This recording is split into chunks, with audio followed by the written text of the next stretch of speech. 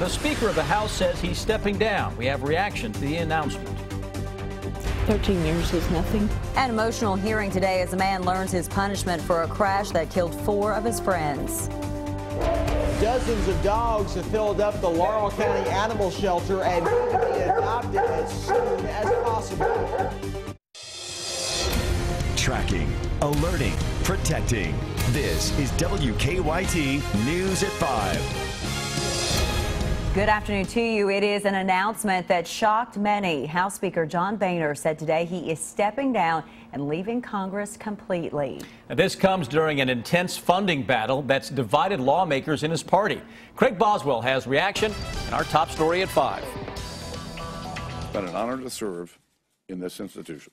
Choking back tears, House Speaker John Boehner says he is resigning for the right reasons at the right time. Boehner has faced strong opposition from conservatives who claim he was not fighting hard enough to defund Planned Parenthood, even though doing so could risk a government shutdown. I don't want my members to have to go through this. The battle to fund the nonprofit that provides women's health care intensified after controversial videos surfaced. Those working closest to Boehner say they didn't see his decision coming. It was one of the biggest shocks I've had since I've been in Congress, and I've been here 22 years. Those inside the closed-door meeting describe Boehner's announcement as emotional. His resignation sets up a scramble for leadership positions. A colleague of mine just a moment ago said, "Oh my goodness, the body's still warm and there's already jockeying going on." President Obama, while hosting the Chinese president, called Speaker Boehner the moment he heard the news.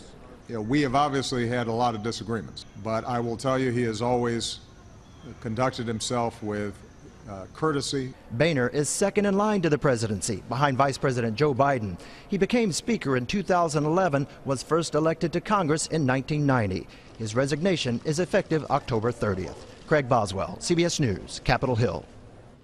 Kentucky Congressman Andy Barr was among those to praise Boehner after news broke his resignation. Barr said, quote, "Speaker Boehner has been a loyal friend to me and my family. I am grateful for his leadership, his honesty, his servant's heart, and his patriotic willingness to place the interests of the nation, the Congress, and the House Republican Conference over his own." A man who admitted to causing a crash that killed 4 of his friends says there are times he wishes he had not survived. Sean Harden shared his feelings about the 2014 crash in Breathitt County with a letter read during his sentencing today. WKYT's Hillary Thornton shows us the emotional hearing, which also included testimony from the victims' families. It was an emotional morning for several families inside of the courtroom here as an attorney for Sean Harden asked for probation for the 19-year-old. The judge ultimately denying that request, giving him the recommended sentence of 13 years. Harden admits to being under the influence when he crashed a truck back in August of 2014, killing 4 people who he says were his best friends. While he did not speak out loud in court, his attorney did read a letter on his behalf. In that letter, Harden explained not a day goes by that he does not think about Pearl Armstrong, Adam Fugate, Lee Campbell, and Joshua Thorpe. He also says sometimes he wishes he had not survived, not because it would be the easy way out, but because everyone and everything reminds him of his friends and what happened that day. Initially facing murder and first-degree assault charges for the 4 deaths and injuring Marcus Jones, last month Harden took a deal pleading guilty to reduced charges of 4 counts of manslaughter and 1 count of 4th-degree assault. Frustrated with that deal, Joshua Thorpe's mother spoke at the sentencing, giving an emotional plea to the judge to deny probation. My son doesn't need probation. My son's never coming home. It's a mixed feeling, I guess. 13 years is nothing, but at least it's something. Now, one place Collie says she does find some comfort in all of this is in the fact that her son was an organ donor, and even though 4 lives were lost, she says through his donation, 4 others were saved. In Breathitt County, Hillary Thornton, WKYT. Harden has about 10 months of credit for time already served. He'll be eligible for parole after serving 20%, which is about 2.5 years. All right, you're going to want to take that umbrella or poncho if you are headed out for Friday night football. There's a lot of color in that map over there with Chris Bailey. Let's check in now with our chief meteorologist for the latest on all that rain. Chris? Yeah, coming down at a pretty good clip across most of central and eastern Kentucky. The giant gulping sound you hear, the yards out there right now just soaking up every drop of rain. Live sky cam here in Lexington, Hamburg Pavilion in the distance, Winchester Road, a wet Winchester Road out in front of the station where it's down to 61 chilly degrees with the rain, and we're up to now 1/10 of an inch here at the station just over the past hour and a half or so as the rains continue to come down. Winds are gusty from the east right now. We're getting those gusts occasionally up to 15-20 miles per hour. Defender, look at all that beautiful rain and all the colors that Sam was just talking about across the Lexington Metro right now, coming down at a good clip across most of Fayette County. A little farther to the east on 64. Those pockets of moderate rains could cause some ponding on area roadways. Those pockets are showing up in yellow and even some orange in southern and southeastern Kentucky. That Defender tour picking up on the heaviest rains around Somerset, Monticello, Whitley City over top of the Lake Cumberland area. As expected, rain in reverse coming around a big area of low pressure that has parked itself across the southeastern seaboard, and that flow will continue to spit out rains across the region for the entire overnight. As we go into our Saturdays, Sundays, things become a little more scattered. We'll track that action, guys, with a new hour-by-hour forecast just ahead. A southern Kentucky animal shelter says some of its dogs are at risk of being euthanized. The Laurel County Animal Shelter is caring for nearly 30 dogs taken from a woman who could no longer handle them. The shelter was already full when they received the extra dogs. WKYT's Phil Pendleton shows us how you can help and why the owner won't face any criminal charges.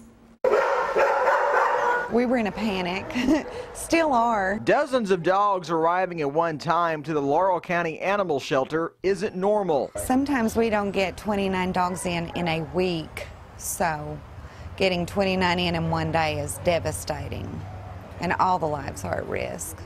A complaint took police to a home on Rydell Road south of London. There, police found nearly 30 dogs that its owner said needed rescuing. Officers called animal groups for help, but did not file charges. The dogs were well fed. There was no evidence they'd been starved or mistreated. They had water. 6 of the dogs are Rottweilers. Smaller breeds make up the rest. They were very friendly, the ones we got in, and so that's a plus, because when you get that many in from one location, that's always a concern. Shelter officials were calling on people to adopt the dogs, which is possible with a fee of about $100. I don't think anybody slept last night worrying about all these dogs today. And we're very thankful for the people that are stepping up to help, but we still are in desperate need of help. Police say they did let the owner keep 5 of her dogs at her home. In Laurel County, Phil Pendleton, WKYT. Animal shelter officials say a number of rescue groups are helping as well, since some of the dogs are going to require some vet care before they can be adopted out. A woman charged in connection to the discovery of a body will not fight extradition. Our county-by-county coverage begins in Pulaski County. A jailer at the Richmond County, North Carolina jail says Amanda Braddock will sign a waiver to be brought back to Kentucky. Police in North Carolina arrested Bradford and her boyfriend, Jediah Lee Van Warmer, yesterday for evidence tampering. And the body was found on their property on Jones Knob Road Wednesday night. It comes a week after Van Warmer's father disappeared. Investigators are trying to determine if the body is his. They have not identified a cause of death, but say the body had a gunshot wound. Van Warmer is expected to fight extradition. A benefit will be held in Montgomery County tonight to help a teenager fighting for his life. Aaron Williams suffered critical injuries when his car crashed on the way to homecoming in Bath County last weekend. He is still at UK Hospital in critical condition. The benefit dinner and live auction will take place at Jeffersonville Community Park at 6 o'clock. In Lincoln County, a lawsuit has been filed after a paramedic incorrectly reported an unresponsive woman as dead. Crystal Tigert's husband called 911 after finding her unresponsive in their home back in April of 2014. According to the lawsuit, former West Lincoln EMS Director Troy Kane canceled 2 ambulances and requested a coroner. When the coroner arrived, he found Tigert still breathing. She died at UK Hospital the next day. In addition to Kane, the suit names Stanford EMS and 6 employees. The Advocate Messenger reports a lawyer has asked to have everyone but Kane dismissed and says Kane did not work for Stanford EMS.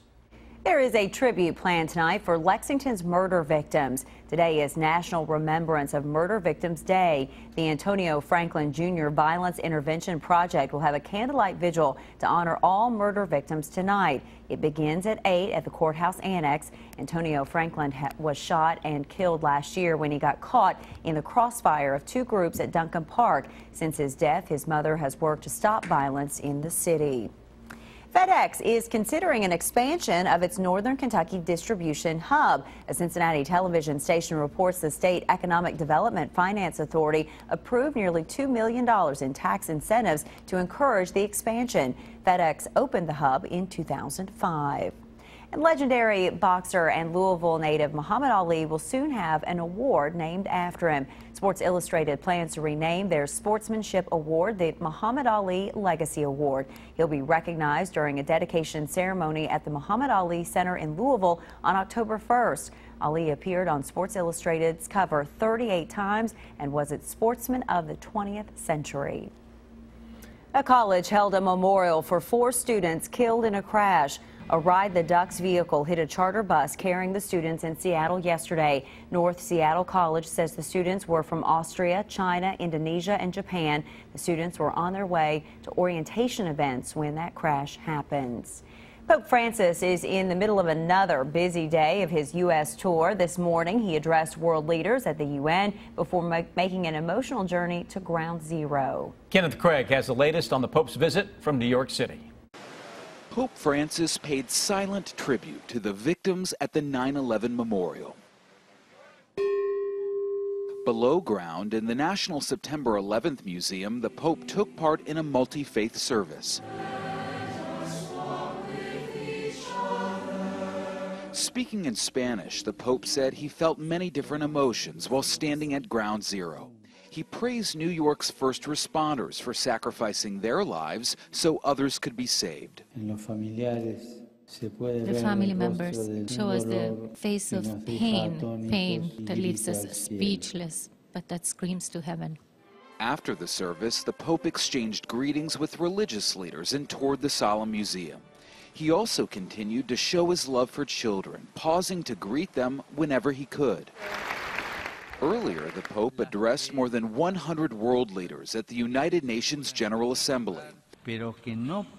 Francis called on wealthy nations to take action, accusing them of ravaging the planet and impoverishing the weak. Any harm done to the environment, therefore, is harm to humanity. Tomorrow, the Pope heads to Philadelphia to participate in the World Meeting of Families. It's an event the Holy Father has called his primary reason for his visit to the U.S. Kenneth Craig, CBS News, New York. The Vatican flag was raised for the first time just before the Pope arrived at the United Nations. It is time now for better living, health, education, and consumer news that impacts your life. 2 recall alerts to tell you about this afternoon. Hyundai is recalling nearly 500,000 Sonatas to replace engine parts that can fail. The recall includes 2011 and 2012 models with 2-liter and 2.4-liter engines. Owners will be notified in November. The recall will begin when the parts are available.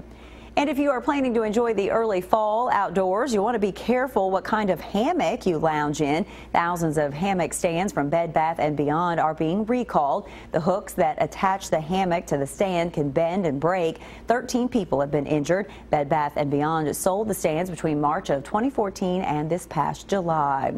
BMI charts tell us whether a person is overweight or obese, but some experts say those charts don't give an accurate picture of health. As Dr. Max Gomez shows us, there's a different way to measure BMI that can pinpoint what your real health risks are. Susan Reed bikes and kayaks. Her diet is mostly vegetarian. For BMI purposes, I fall right in the normal range. My weight has been normal for the past 25 years. So imagine her surprise when her doctor told her she had a fat problem. Your weight in pounds does not necessarily reflect how much fat you have, nor does it reflect where the fat is located. Potbelly or abdominal fat is much riskier than fat carried on the hips or buttocks. Dr. Stephen Goldstein authored a study that found that BMI charts mislead a lot of people as to their true health status. 20% of the people with normal BMI, normal height and weight, were greater than the 75th percentile for body fat, what we call the skinny fat. The wake-up call for Susan came when she had a modified version of a DEXA scan, the same scan that calculates your bone density and risk for osteoporosis. Only this special version detects all of your lean and fat body mass, and most importantly, where you carry it. Turns out Susan was what doctors call skinny fat. I was shocked. I've had no other indicators that would lead me to think that this was a situation. But there are also fat, skinny people who are overweight on BMI charts, but whose fat composition is normal and carried in so-called safer body areas. Dr. Max Gomez, CBS News, New York.